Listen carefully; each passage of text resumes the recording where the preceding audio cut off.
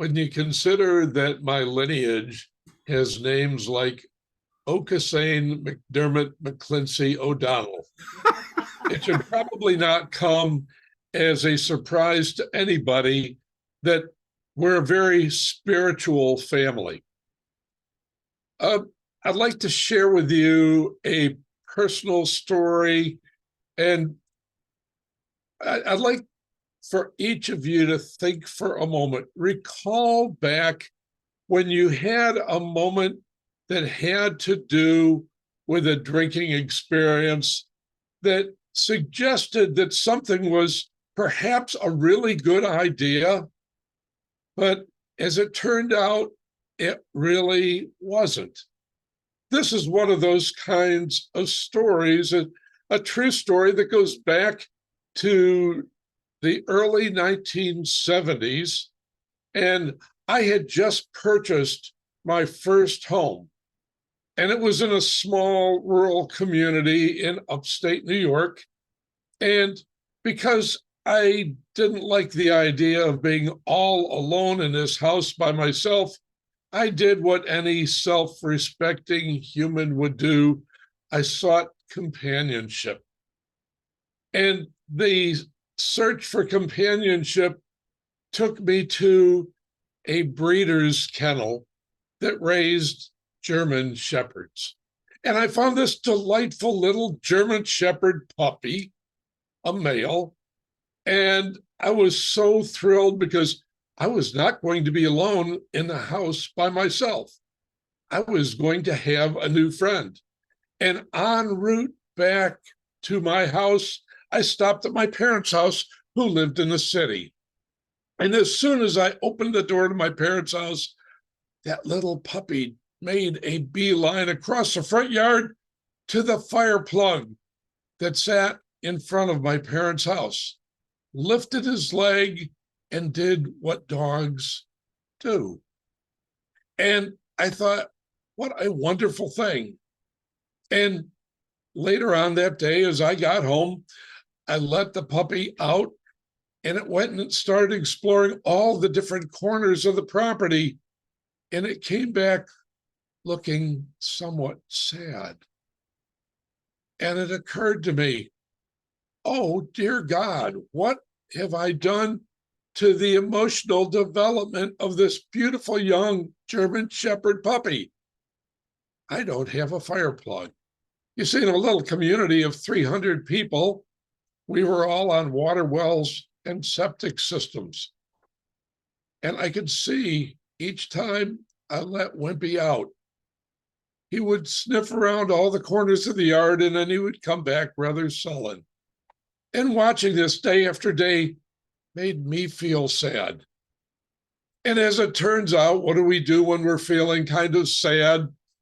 I found myself after work with a colleague. And as I was sitting there at the bar stool with my friend, telling him my tale of woe, he said, oh, for God's sakes, man, we work for a manufacturing company that makes fire hydrants. Why don't you go across the street to the factory and talk to the men out there? And that's what I did. I went over to the shop and I talked to the men in the foundry and the machine shop. And I discovered that there are certain parts that don't make it through the assembly process because of a machining error or a bad casting or something of that nature. And when I asked what happened to them, they said, well, we take them out back. There's a big dumpster and we throw the rejects in there. And when it's full, they take it back to the foundry and rebuild it. I said, do you think they might know if a couple of those pieces disappeared? Oh, go ahead. We use them for wheel stops and boat anchors and all kinds of different things. Nobody will ever notice. And 2 months later, I had assembled all of the necessary components to build the above ground part of a fire plug. And I took it home, and over a weekend, I put them all together. I sanded it down and painted it regulation fire plug colors. I had poured a little concrete pad and I attached the top of the fire plug to that pad. And all the fellows down at the local fire station thought it was a great joke. Jim with his fake fire plug, just so his dog has somewhere to pee. And I thought it was fun too, because I was a member of that volunteer fire company. And, we all thought, yeah, this is unique. It's the only one in town. It'll be a discussion point. Well, as it happens, as careers occur, I ended up moving out of the area, and I lost touch with my neighbors in that small community for about 30 years. And one day on Facebook, I had this funny message that popped up. It said, "Are you the fellow that lived in the red house on Route 14 with the fake fire plug?" So, what is this? And I responded back. I said, "Well, yes, that would be me." He said, "You're not a very popular fellow around here." I said, "I never did anything to offend anybody. Why?"